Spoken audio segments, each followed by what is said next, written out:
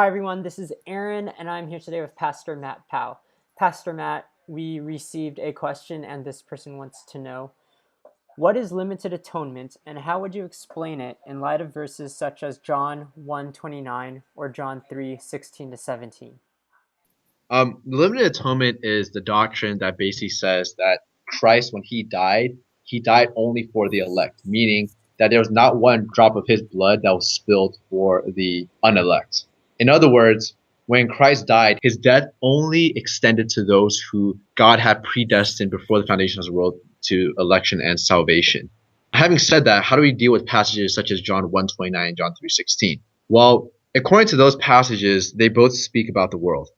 John 1:29 says, "Behold, the Lamb of God who takes away the sin of the world." John 3:16 is very similar in that God so loved the world that he gave his only begotten Son, that whoever believes in him, etc.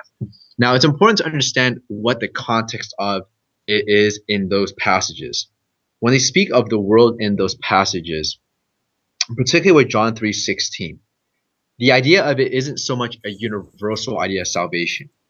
What John is not conveying is Jesus died in order to save everybody in the world, because if that were the case, then everybody here would be saved. But what it's speaking about within those contexts, at least within those contexts, is the extent of God's love for the world. Meaning, the world there is specifically every rebellious power to God. Okay?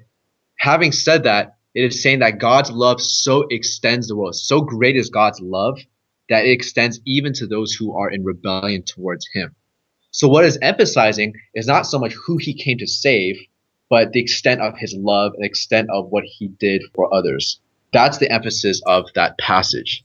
Now, having said that, understand that the doctrine of limited atonement is somewhat debated. I actually can't say with certainty that I hold to that view just yet, simply because when I go to 1 John chapter 2, the biggest passage for me is the fact that it says Christ is a propitiation, not just for us, but also for the world.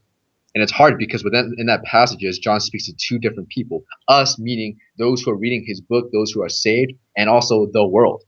And so what does that mean? Does that mean that Jesus died for everybody and anybody? I don't know. Certain people who hold the limited atonement view would take that passage and they would say that the world is limited in its context and not specifically speaking about the whole world. So I don't know. I personally right now have yet to say with confidence that I hold to a limited atonement view, but that is how we understand those passages in terms of the exegesis and explanation of it. Thanks, Pastor Matt, and thank you, everyone, for listening. Feel free to ask us all of your theological questions or check out our archive at unicoyquestions.tumblr.com. Thanks. See you soon.